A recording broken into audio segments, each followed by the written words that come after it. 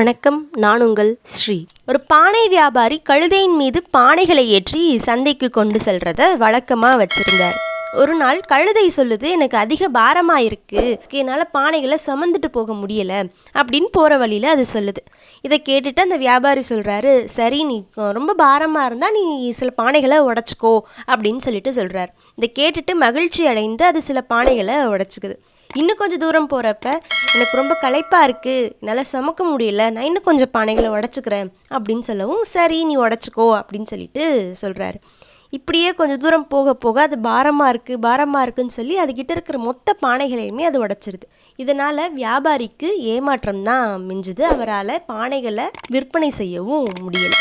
அவர் கழுதைகிட்ட சொல்கிறாரு, நீ பாரமாக இருக்குன்னு சொல்லி எல்லா பானைகளையுமே உடைச்சிட்ட, அதனால் உன்னோட பாரம் குறைஞ்சது உண்மைதான்.